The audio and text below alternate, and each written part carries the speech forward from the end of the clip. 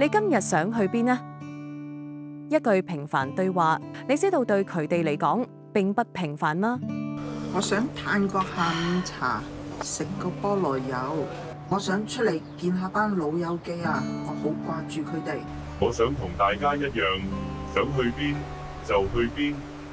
我想身體健康，等個孫仔帶我周圍去玩。